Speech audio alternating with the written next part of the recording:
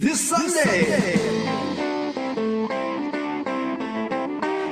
every Sunday, side by side at the microphone, from the green light to the speed trap, Chris Switzer and Ray Carino calls them as they sees them, and you better believe them. Here, relevant news, biased opinions, and outright bullshit regarding every aspect of automotive culture. Gas, but mechanical trickery never before revealed over FCC-regulated airwaves. Thrill to the explosive tension as Chris and Ray cuss each other down the track and barrel roll across the finish line, laughing at certain disaster as they shake hands for the devil. All that and much more this Sunday at high noon on the Motormouth Radio Hour. Call in and speak live with the Wizards of Speed and live feed, Chris Switzer and Ray Garino. Bring the whole family. Kids under 12 get in free. Every Sunday at noon on WHPC. Take the Long Island Expressway to the Meadowbrook Parkway and look for the sign saying no parking on the expressway and no express service on the parkway.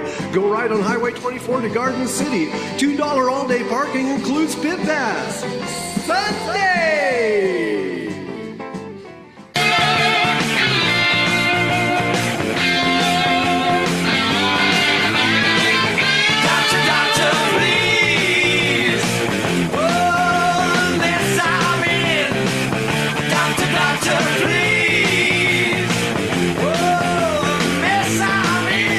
Right, if you find yourself in a mess on a Sunday, that means you've tuned into Motormouth Radio, Long Island's only automotive talk show on Long Island, here with your hosts, Ray Guarino and Chris Switzer. What can I say? It's just the way it is. It's quite a mess. That's what it is. It's quite a mess. And I see we have our guest with us today, Mr. Austin Coop from Tulane, America. Austin, how you doing? I'm good. How are you guys? We're pretty good. I'm doing pretty well considering the shape I'm in. Doing awesome. I am so excited about this because I want to talk to you. Like, I wish we had more than an hour to sit down and discuss what you do, because I am so jazzed by Route 66, the tours, the fun, what goes on. Please tell us, what is this Tulane America, and how does it work? Yeah, so I have kind of the coolest job ever. So long story short, started this about 6 years ago. And every year I run a bunch of people down Route 66. So every year, 5 or 6 times a year, people meet me in Chicago or sometimes along the way. Right. And they follow me from Chicago to LA on Route 66, typically about 15 cars. It's just a blast. I can't believe that this is a job. And I want to give a big shout out to our friend Al Handy, Jeep and Al, because Al did the 66 tour last year, and now he was doing the Speedway tour this year, and that's how Al turned us on to Austin. So big thanks, big shout out. Yes. Yeah, thank you, Al. Yeah. I'll tell you a story about Al, though. Al went on this particular trip, this car museum trip in Indiana, Michigan. He left his better half at home, and he almost bought a car, and she had to reel him back in. She unsupervised. Al can be trouble. Yes, Al definitely can be trouble. You got to watch him like a hawk. Yeah. So, that's cool. That is cool. So, what is the range? People bring their own cars to do this, and they follow you. What's kind of the flavor of the group? What kind of cars do people usually show up with? Yeah, so I've seen it all, and I've seen it all for better and worse. I'm sure you have. Most people bring their own car. Some people will rent a car, and when they get to LA, they can just fly home. It all depends how much time you have. Most people bring their late model. Once or twice a year, I'll get somebody trying to do it in an old car. Right. That becomes a conversation. Like, let's talk about that. Like, I had a guy call me. He had a bone stock 61 Corvette, and my dad has a 62 stock Corvette. And I was like, buddy, I've driven that car. I'm telling you, that's not the right choice for a 2,400 mile plus getting home. Plus the risk of damage. You're going to get, you could get a rock chip and things like that. Most people bring a late model. We get a lot of Corvettes, Mustangs, Challengers. We've had Mini Coopers, Miatas. I mean, we've had it all. But I tell people, if you're going to try it in an older car, resto mod, something with modern, we're going through the desert out west. It's going to be 110 in the shade out there. Yeah. So you want to be comfortable. So I've seen it every which way in terms of from rental cars to I had a 63 split window resto mod. I had a stock 66 big block Stingray that did it. Wow.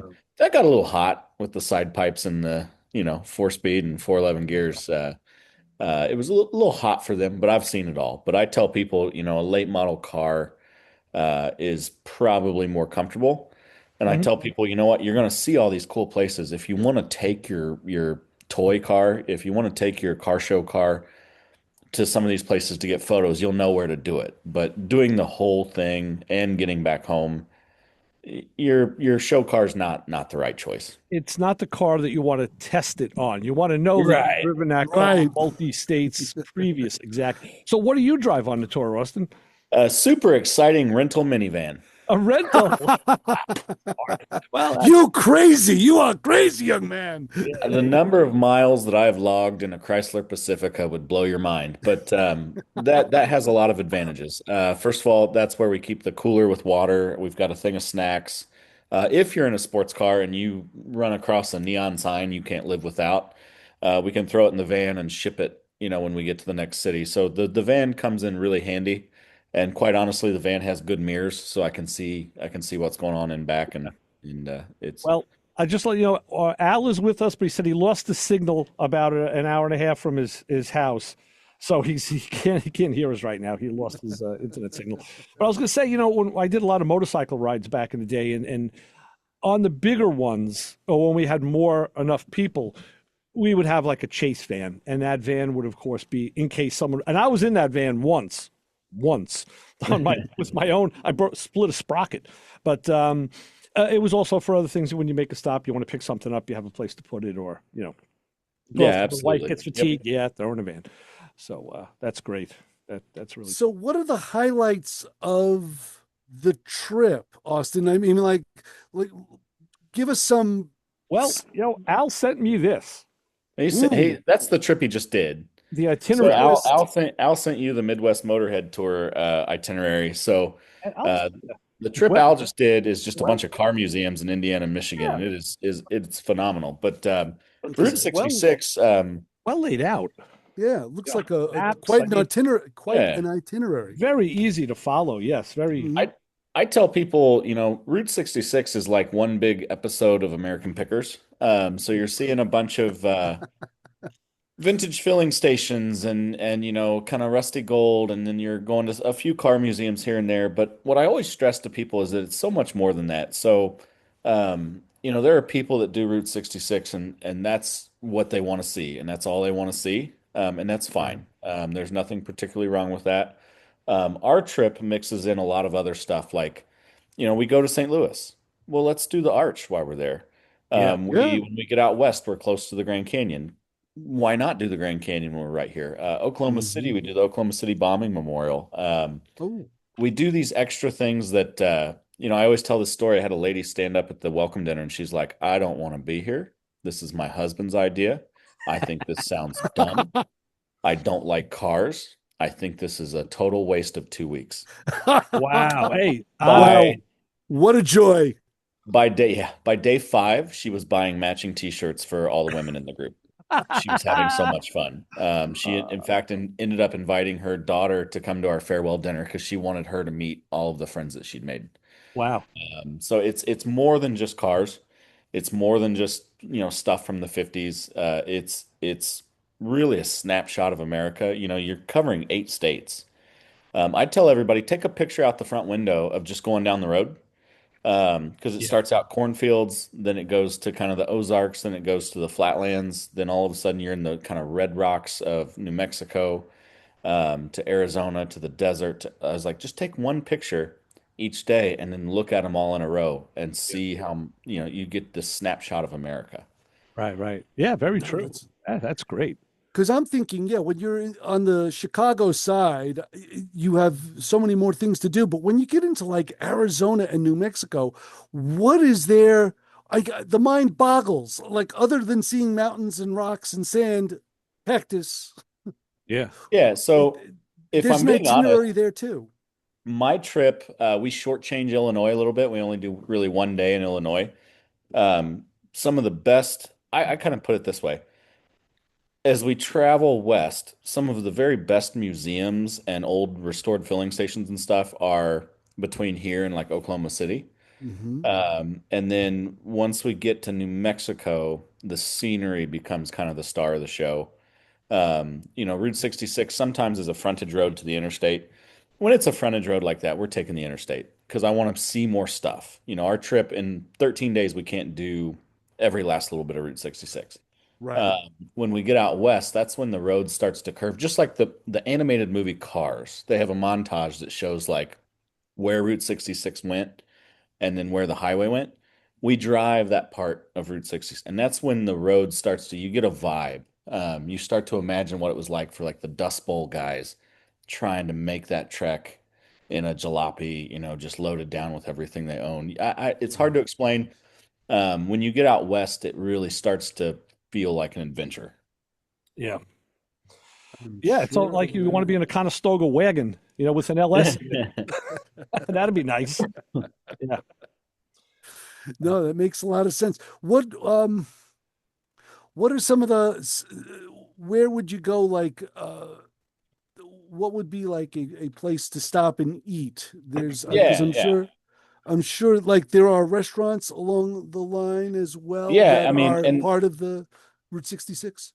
And it's and I always want to be careful because I have my itinerary where we go to these places that I know and love, and there's so many more. There's so many more. Where if you're in any of these particular states that fall on Route 66, there's so many places to go. But we go to a lot of little diners. We go to the 66 Diner in Albuquerque, which was actually originally an old service station.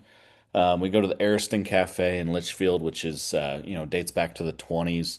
A lot of these little diners, a lot of these little filling stations that have been restored.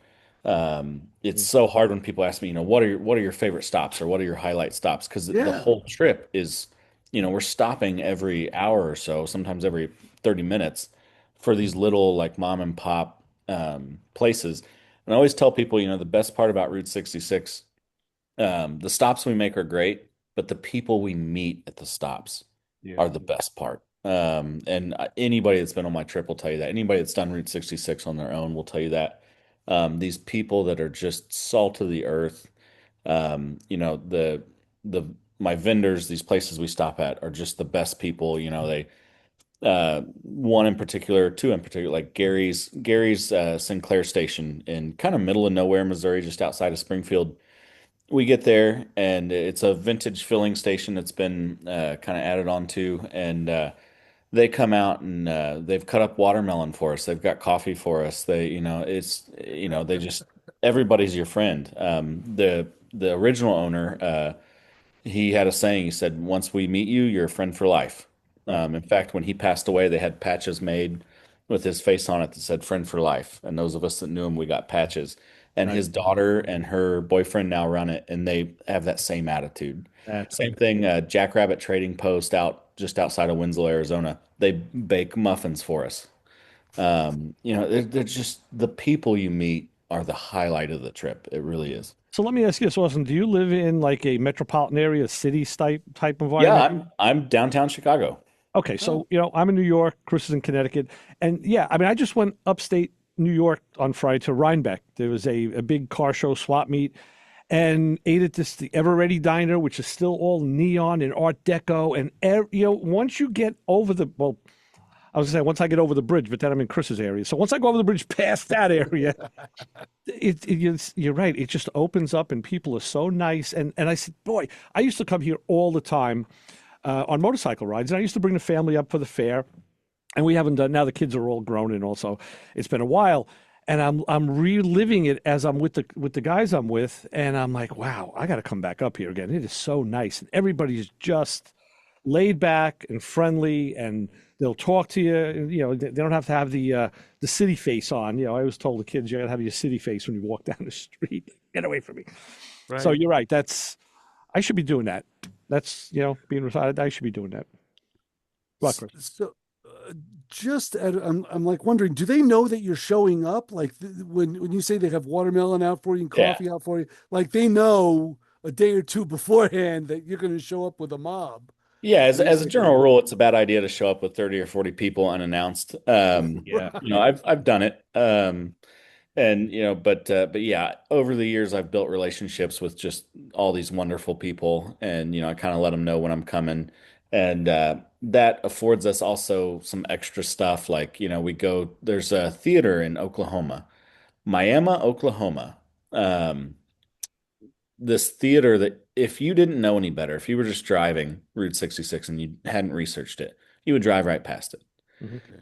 Inside is this stunning, beautiful theater that was built back in the 20s. Yeah. And they do lunch for us on the stage, and they tell us the story of what it was like back in the 20s and 30s. They tell us the story of the Coleman family, which started the theater. Tell us, and then they tell the story of the restoration of the theater. So you get these extra things that you wouldn't get if you were traveling by yourself. That's what I'm most proud of about that trip is people be like, I would have never stopped here had we not have been with you. But the Cathedral Basilica in St. Louis is another one. Nothing to do with Route 66. Right. But Mhm. you go in and it's one of the largest tile mosaic works in the world. Wow. And I was like, what's the highlight of your trip? And they're like, that cathedral you took us to. Hmm. And they're like, we would have Really? never, unbelievable. And it's stuff like that. And in a perfect world, to get everything that I'd want to see and do, the trip would be like 20 days, but then nobody would take it. Right. But I try to fit in everything that I love that I've discovered over the years. Well, I have a question, but before I do that, let me put it out to the listeners. If you'd like to call and talk to Austin, ask him a question, you can call us on the studio line at 516-572-7440 or the text line at Yes, you could text us right here next to me. It's 203-670-4127. Get you in on the Connecticut version of communication with our guest, Austin Coop. Yes. And if you missed the show, you want to catch it later, we do put this up on YouTube, on Motormouth Radio and Motormouth Video channels, and on Spreaker. You can find it on Spreaker and iHeartRadio. And while we're talking about that, let me mention next week is Mother's Day. So we usually do our Mother's Day special, and we would always done it live. This year we're doing something different because I have to travel. I'll be down south. I'll be doing my own road trip in the southern states. So we're putting up an old show from many years ago, and Chris found it, unearthed it. I reviewed it, and it is stellar. The problem is when I put it up on YouTube, we don't have any video for it. It's only audio. Right. So if you go to YouTube next week and you just see a blank screen, listen, it's worth it, or check it on Spreaker. It's something I don't want our people to miss because a lot of people will know some of these voices that are on the show. So give Austin a call, 516-572-7440. Austin, what does a trip like this encompass in days, and what does it cost if, say, my wife and I want to jump in the old rented minivan and follow you? Yeah, so my trips run typically 13 days. So Chicago to LA, 13 days. For a couple, you're looking at about 5,500 total. That includes all your hotels, all your breakfasts, couple lunches, typically about 3 lunches, 3 dinners, and then anytime we go somewhere where there's like an admission fee. Yeah. So it's I used to work in the bus tour world, and I took basically a bus itinerary I ran and modified it and kind of kept the same idea of not every meal's included, because let's be honest, do you want to eat with the group every single meal? Right. No, you want some free time to explore, and your tour guide, he needs a break too. He didn't. So a good chunk of the meals are included, but not all the meals, so you get some flexibility. So you're looking at about 5,500 for a couple. Right. Mm-hmm. Okay. Yeah, it's I Yeah. mean maybe a little more than a standard, well, it's 13 days too. So 13 days, yeah. yeah, I guess. It's not bad. It comes out to about, I've had people that priced it out and they emailed me. They're like, I plugged in every hotel, I plugged in every meal, and it came out to, more than that. So, Right. it's Mhm. it's a good value for that many days. Sure. Yeah, just for the experience alone, yeah. So you mentioned doing a bus tour. What got you into this Route 66 Well, was the bus tour like, excursion? Homes of the Stars, or were you doing Oh, yeah. serial So killers hangouts, or Mafia, oh right? no, like car guys hangouts, old garages. I don't know. That's yeah, so you never know where life's gonna lead. That's for sure. let us hear. I grew up I grew up. My dad has a 30 Model A hot rod that was his high school shop project. Cool. He also has a 62 Corvette that he restored and he got done the year that I was born. So I've kind of grown up with those two old cars and grew up going to car shows. Like, your little small town volunteer fire department car shows and Yep. cruise-ins and stuff. And I would hear the Route 66 song or I'd see stickers. There's a picture of my dad and I at Kennedy Space Center. He's wearing a Route 66 t-shirt. He had never been on Route 66 at I that haven't point. either, but I got the shirt. So Yeah, I was going to say. in fact, familiar. at your shop, when I turned 66, Mike had given me a Route 66 Yeah. sign, and I screwed it onto my toolbox. I'm like, okay. You guys know it kind of permeates into your, it's Yeah. in the, it's in the lexicon of zeitgeist. Americana, without a doubt. Sure. And I will say that thankfully my dad has been on it twice now with me since I started the company. great. So he has, That's and then awesome. My mom gets to go on it this year, so very excited. But so I grew up with this like knowledge of it, but didn't, it just was kind of in the back of my head. Um, Fast forward many years, I'm working at a travel startup website as just kind of office manager, and they needed somebody to go on the road and do some road trips.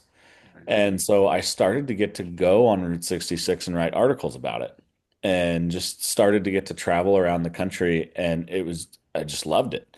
So long story short is they started to go belly up. They survived, but they started to lay people off, and eventually it was my turn to get laid off.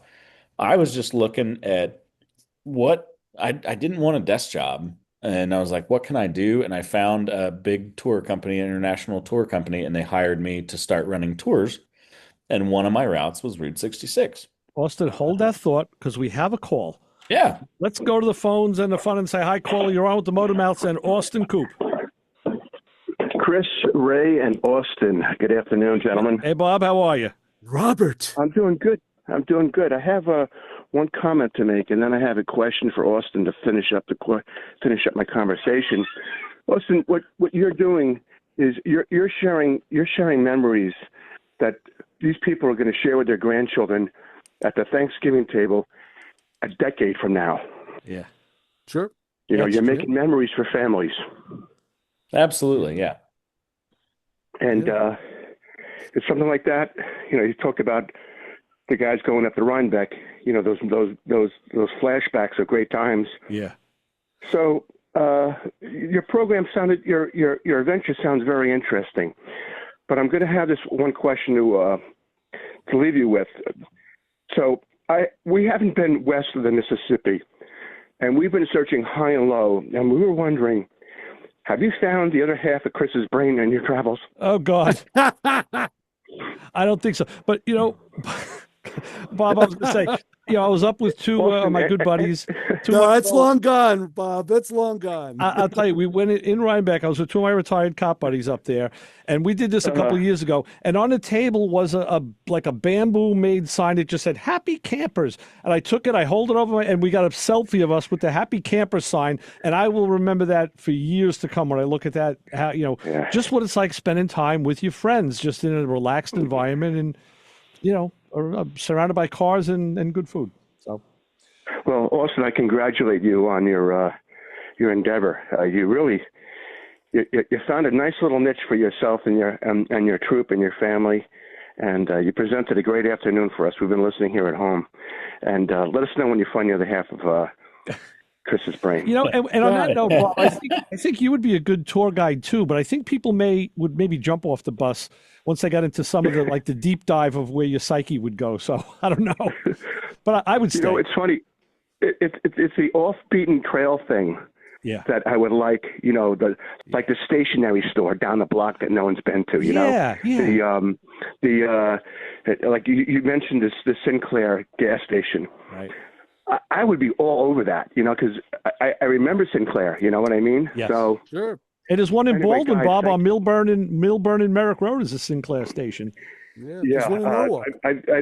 I've used them, and also I gifted a young man, friend of the family, you go to the website, they have little things from Sinclair, and I purchased it and give it to the kid, so Nice. the kid knew what it was.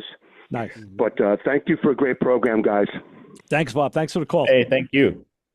Thanks, Bob. Bye-bye. Always a pleasure. Look I at will my try to brain. find Chris's brain out there. I can't make any promises. Well, I've been out west a lot. I haven't run across it. So you guys, you could be like Bob. Give us a call at 516-572-7440. I got a question on the text at 203-670-4127. It says, hey guys, can you ask Austin if the TV series Route 66 accurately depicted the road in regard to the various bridges and landmarks that were seen in the show? That's an interesting question. Yeah, and by the way, they drove a vet answer. too. That's an easy answer too. Not really. Not really. So I'm not a huge expert on the show, but I can tell you, first of all, I love that it was Corvettes that they had on it. And I think by the end of the show, they had a 62. Don't quote me on that. Early on, they did a lot more on location filming. Towards the end of the show, they just started using kind of roads around LA. So not exactly, not so much. But early on, I think they did more on location. I'm not an expert on that show. There's some great Route 66 historians like Jim Hinckley that would know more than me, which Jim Hinckley joins us for lunch on one of the days of the trip, and he knows everything about everything. But yeah, the short answer is by the end of the show, they were definitely just filming around LA. Right. Yeah, it's easier. Right. Yeah. Show's established. Let's get it in the can. Yep. We got another week. Right. Yeah. That's an interesting question. It is. Who said that in English? Who asked that? I was looking. It's a new number? Yeah, it's a new number. Oh. I don't know. Okay. Don't know. We'll figure that out. Excellent. Very good. As we roll along, we'll figure that out. But yeah, give us a text at 203-670-4127. Talk to Austin Coop. But yeah, Austin, let me ask, if I'm planning on a trip, what would I take in my car? What would be the, other than clothes, is there anything that stands out that unique that should come with us? Honestly, not really. I tell people, typically I run my tours pretty much between May and October. The main goal there, sorry, there's of course an ambulance driving by right now. Okay. No, we can't hear it, so we're okay. Life in the city. Yeah. But I tell people, first of all, you're gonna buy t-shirts. And I had a guy fight me on that, and he's like, I never buy t-shirts. He made it to day 5 before he bought a souvenir t-shirt. Wow. I always tell people, I give everybody a laundry pod, and most of the hotels have laundry. I was like, don't, pack. I pack about 7 to 8 days worth of clothes, and then I do laundry once. And like I said, you're going to buy stuff, and we even make, every now and then, like we have a hotel that'll be near a Walmart, or we'll stop, and there's nothing you can't replace if you need it. Yeah. The bigger thing is how to pack, especially like I get a lot of guys and gals in like C8 Corvettes. The C8 Corvette, as amazing as it is, the trunk configuration is bizarre. Any Corvette, yeah. So I tell them, they don't have space for a big suitcase, a big full-size suitcase. I tell anybody the way to pack is to set it up so that you can grab what you need for the night and put it either in a rollerboard or put it in a duffel bag or whatever, so that you're not dragging all your stuff in every night. Have like a go bag, and then have, dirty clothes bag, and so you're just grabbing what you need for the next day. So you're not having to cart all that luggage in. I learned that by experience. Now, like I said, I'm going down south next week to my daughter's place, but I bring tools because I work on her car. But I found that at Harbor Freight, their bags have gotten phenomenal. They're durable, they're strong.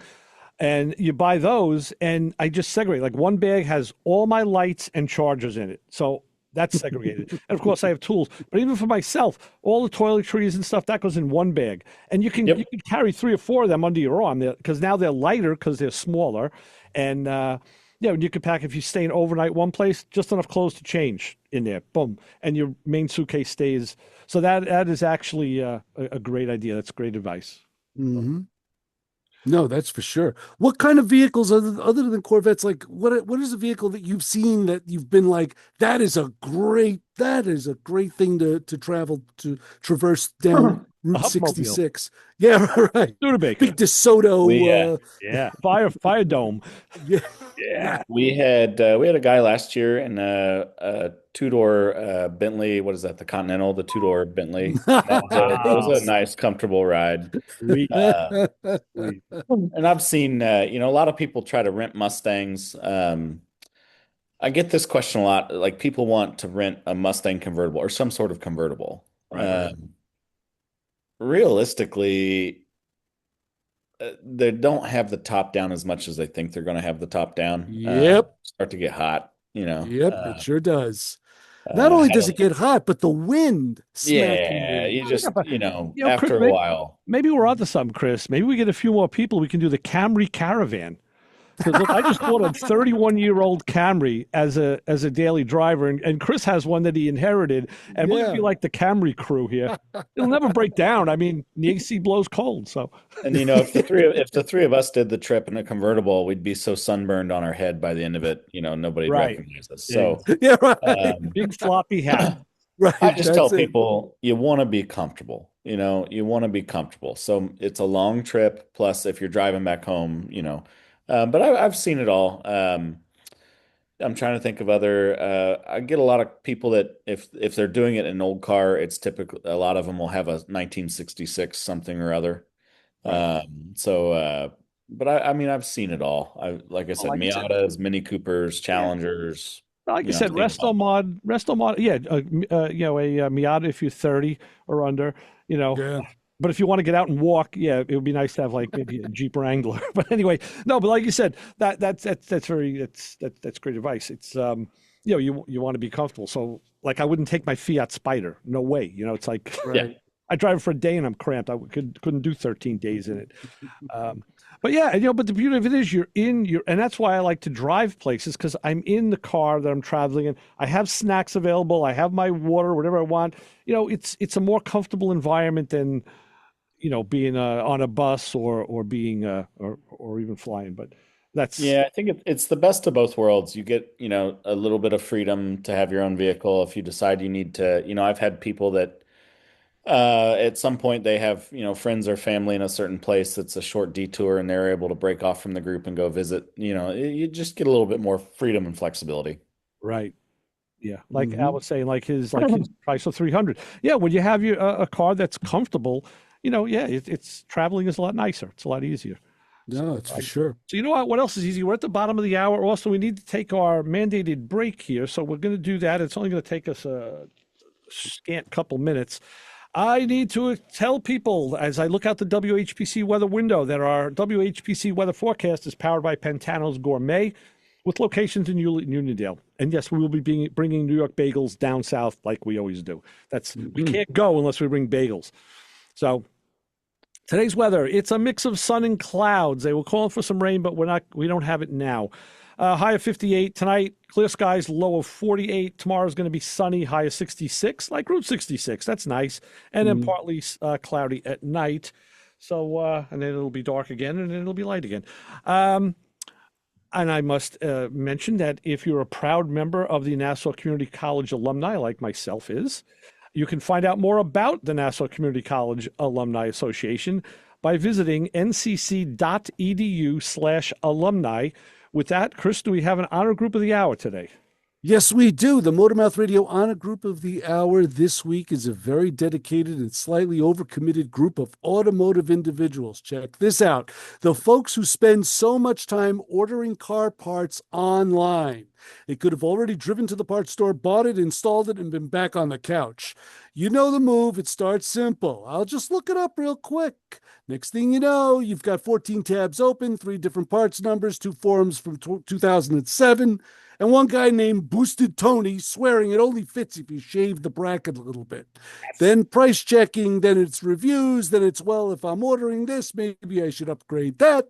45 minutes later, you're still in your driveway, the car's still broken, the auto parts store down the street has closed.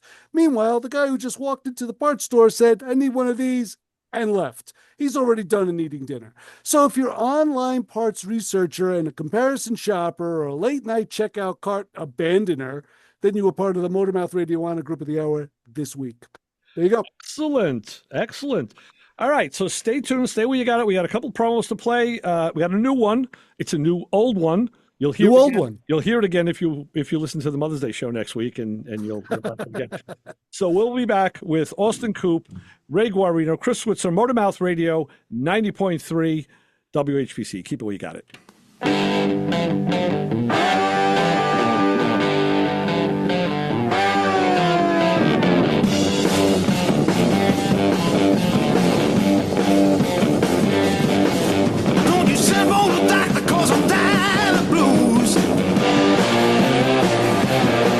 Hi, this is Butch Patrick, and you're listening to Motormouth Radio, just like me. And this is George Barris, king of the customizer. Listen to Motormouth Radio. We're on the road. This is Antonio Huggy Bear Fargus, and you're listening to Motormouth on WHPC 90.3. Nice! Hey! Woo! He did the best. He did the best. He even got the call. He got the call numbers and everything. It's a call-studded program. We do have another caller on the line. Caller, identify yourself. Anthony, I called those guys with the cars one time. Oh, nice. The Motormouth guys. Oh, yeah, those good old boys. There you are. Anthony, where are you calling from? I'm in Freeport. Yeah, this morning I missed it. My boss was, every time I turn it on, he turns it off. I say, whoa. Yo, you better, I mean, I give him a karate chop. That's right. Give him a karate chop. Give him an F5. Give him an F5. I love it. Later, dudes. It's a pleasure, bro. Take it easy. That was amazing. My favorite caller of all time. Maybe all time. I have heard him with the Motormouth guys. That's why I recognized them a little. This show on 90.3 WHPC is brought to you by CarStar Celebrity Chase Collision, with 2 locations in Limerick and Oceanside, who remind you that New York state law says you always have the right to choose which shop will fix your car. CarStar Celebrity Chase Collision offers a full range of services, 24-hour towing between Montauk and Manhattan, shuttle service, and they can help you with a rental car arrangement if needed. All repairs include the CarStar lifetime nationwide warranty, ensuring that the experts at Celebrity Chase Collision are always on your side. Y sí, hablamos español. More information is available at 516-593-0920 or online at celebritychasecollision.com. Hey, you, get over here. Every Sunday, 12 to 1, you are going to tune in to hear the Motormouths, my friends Ray Guarino and Chris Switzer. 90.3 FM, WHPC. You might learn something.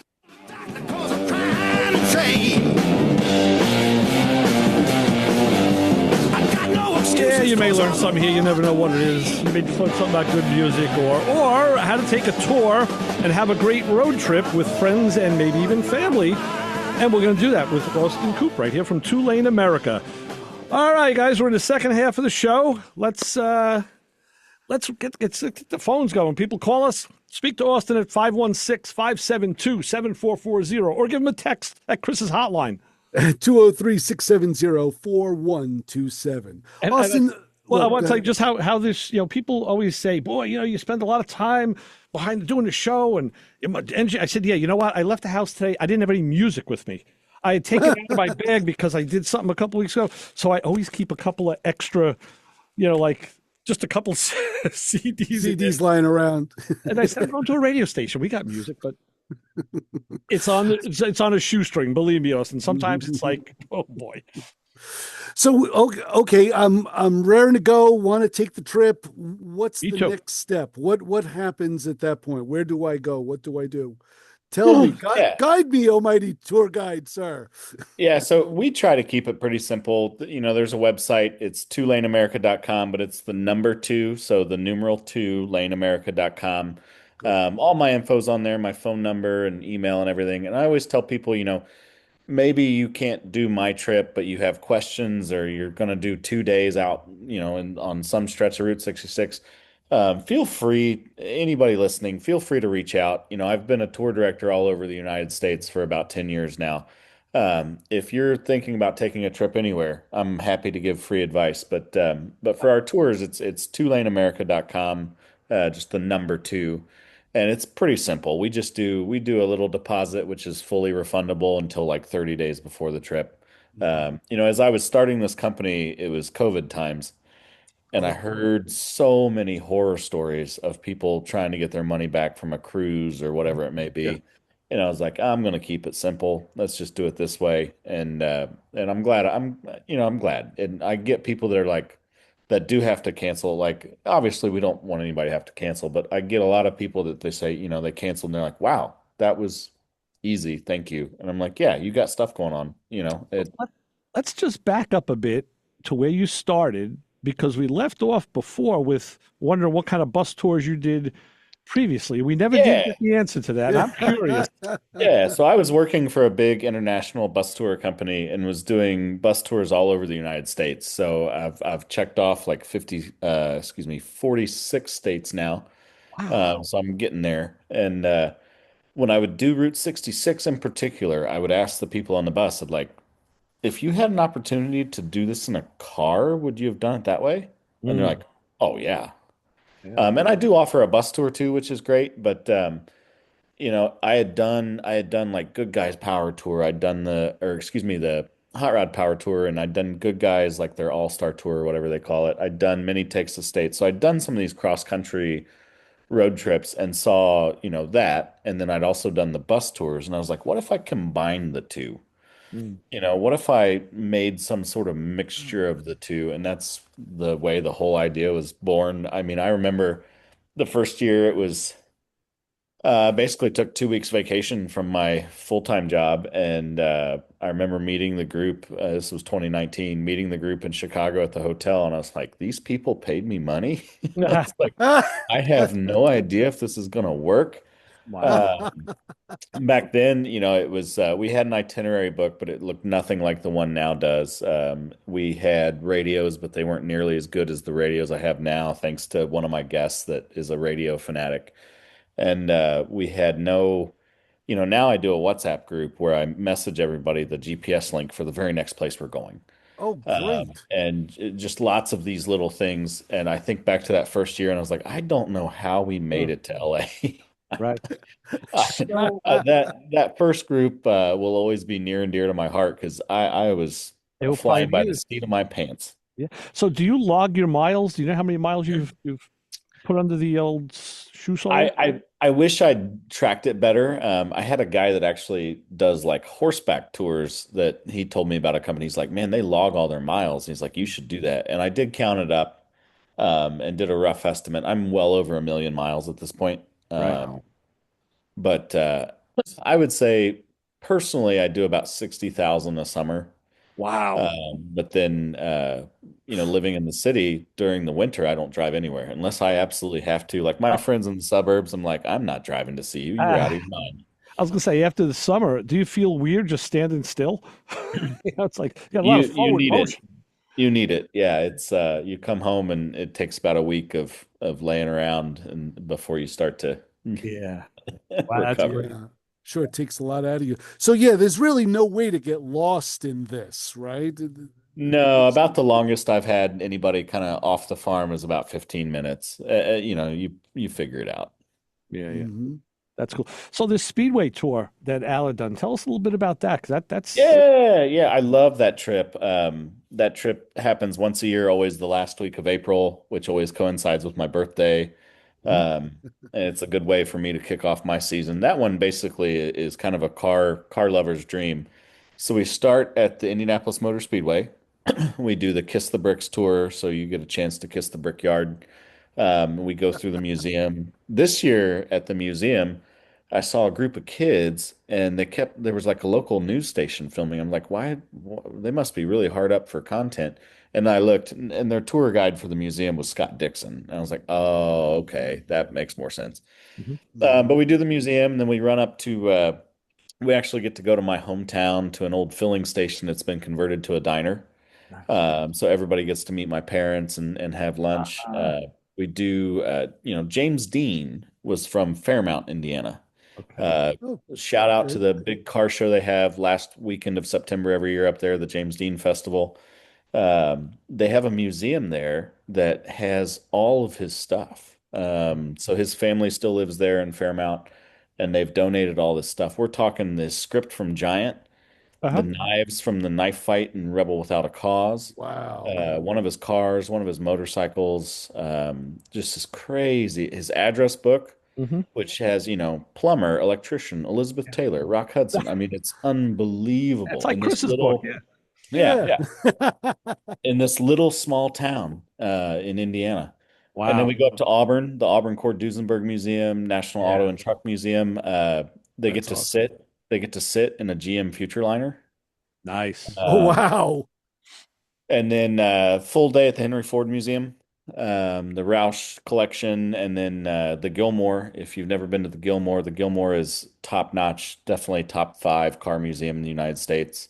And the Studebaker Museum in South Bend, Indiana there. So it's a short trip. It's 6 days, but you're getting on average about 2 car museums a day. That's amazing.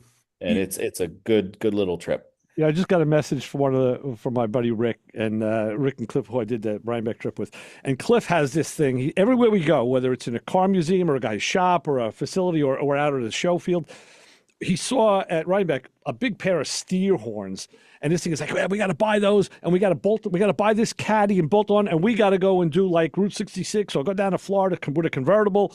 So, Rick is the saner one of the bunch. He says, yeah, that ain't going to work. It's going to be a little too hot, I think. You got it, Rick. You're dialed in. Yeah, exactly. I give Cliff an A for effort.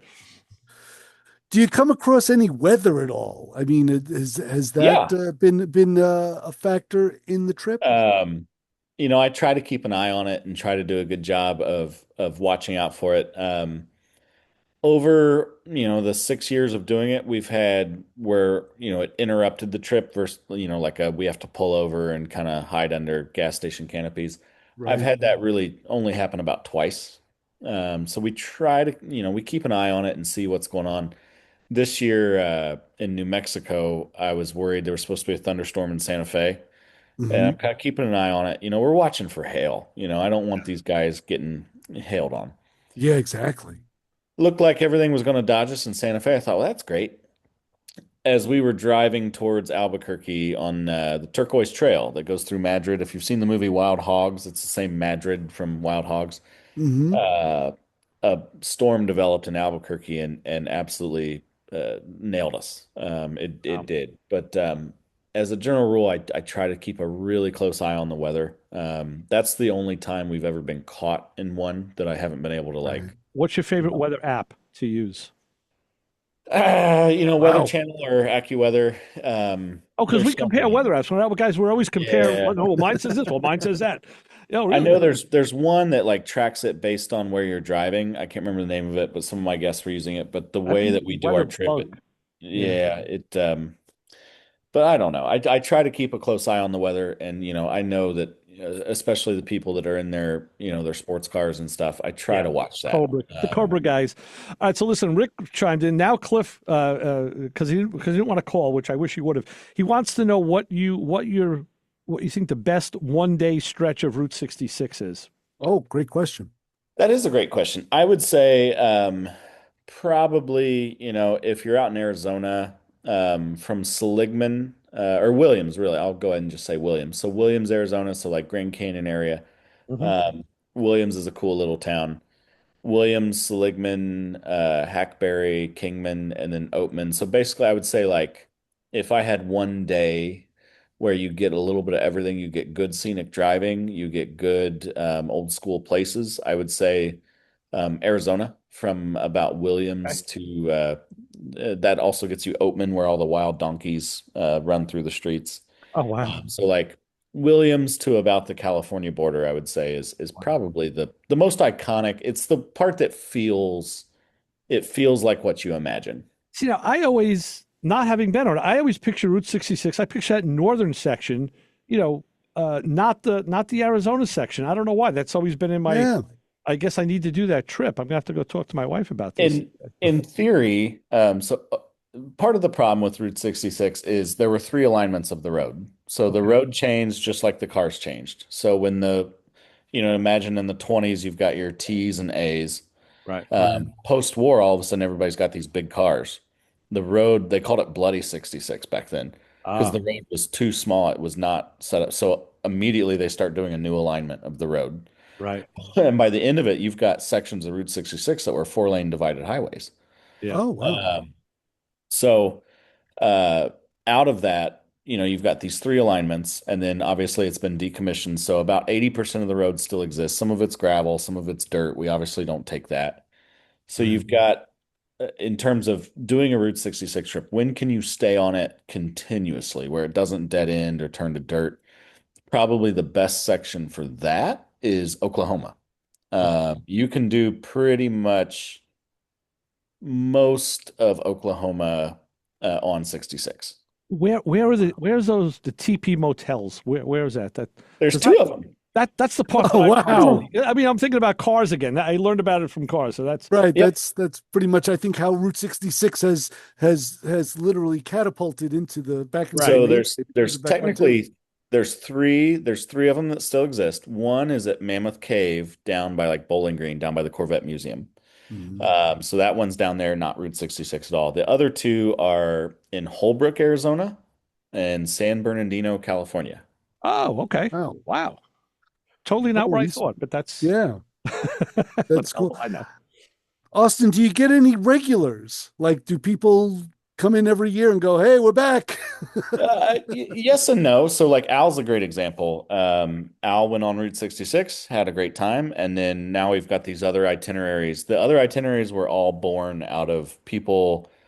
They had such a fun time on 66, and they met people and they became friends with people. And I remember exactly what you want to happen as a tour director. When I finished the first trip, they all said, "Where to next?" Yeah, like that. You said the magic thing. So now, we have 5 or 6 different itineraries. I've got a couple of couples that have done every itinerary I've ever offered. Wow. And then this year, being the 100th anniversary of Route 66, we're doing 2 custom tours that are called like alumni tours. And they're for people that have already done my original trip. And then we're doing kind of a custom trip where it goes to all their favorite places, but then also does some other places we didn't get to do the first time. So let me ask you. Okay, let me ask you this, because we are starting to run a little short on time, and we do have a hard end to the show. We have a show that comes in right after us. So when we're done, we're out. So we don't get to stay afterwards and talk. So not that we're rushing you off, but we do have a hard end to the show.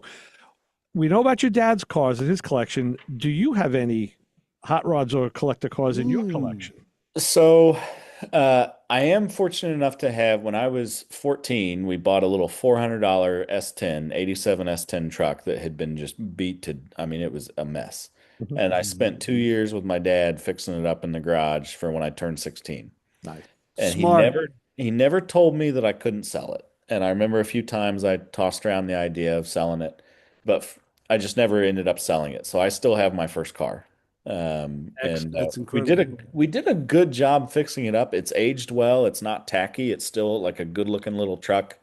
He didn't want to turn me loose. Everybody does a V8 swap on the S10s. Right. He didn't want to turn me loose at 16 with like a 350 Chevy, but we got a 4.3 liter V6 and started, he's like, it'll be fine. And then he's like, "Oh, Edelbrock makes a cam for this. Oh, Edelbrock makes an intake." I worked at a muffler shop, and they're like, "Yeah, we're going to do you like we did like a dual in, dual out Flowmaster, no cat." Nice. And by the end of it, it ended up being a pretty hot little 6-cylinder that can handle.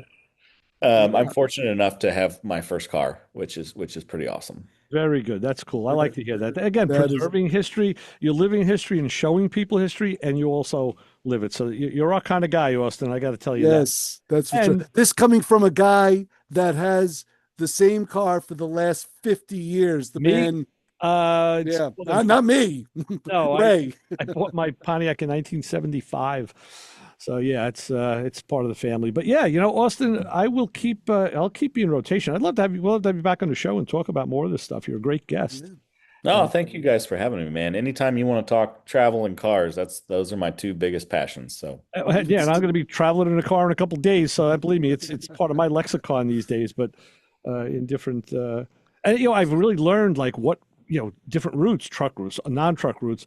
You kind of get that sense of where to go and where not to go. It's and things change. It's very organic out on the road.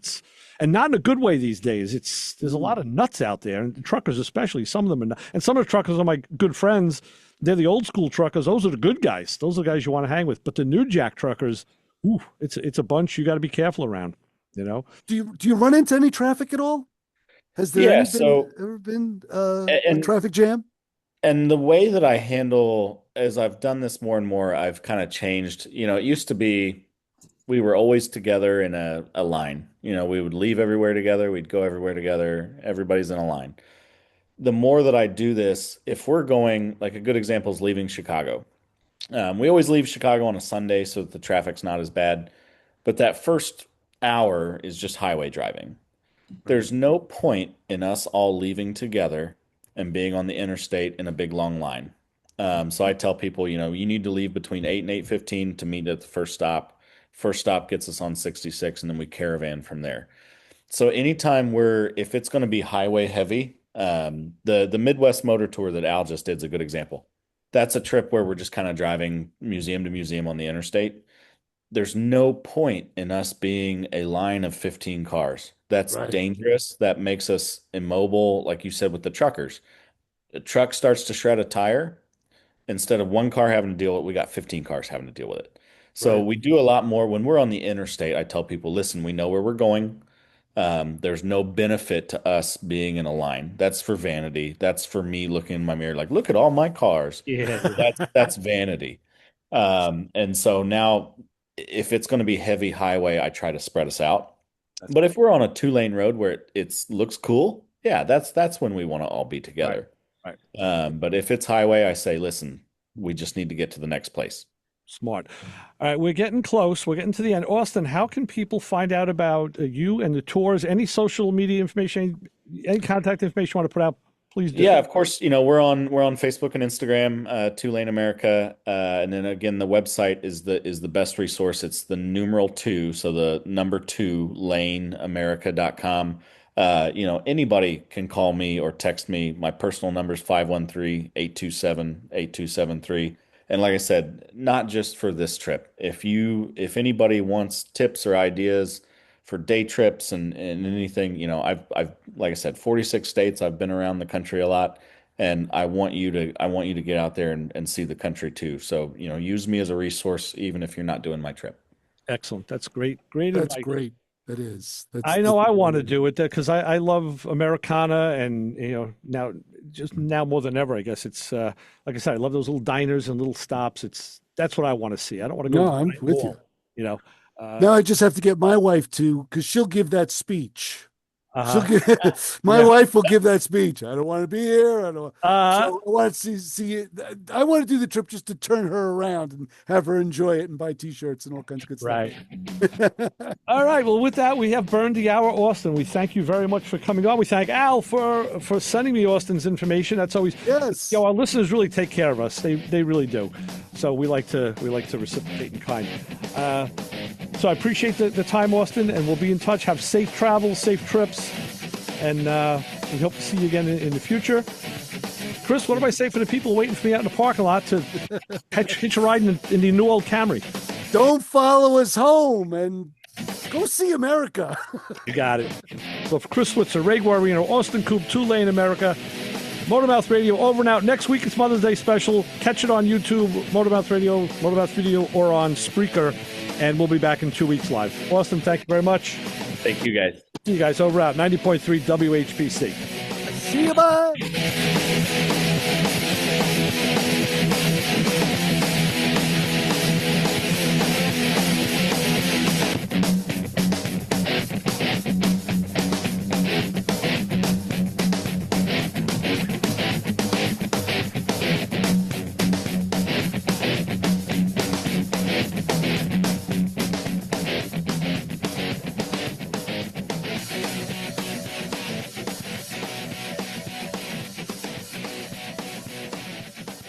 This show on 90.3 WHPC is brought to you by Dr. Saren Haran, host of Rise, heard Wednesday afternoons at 3:30. Dr. Haran is a professional registered nurse who strongly believes she must make a difference and pave the way for future nurses. She is the CEO of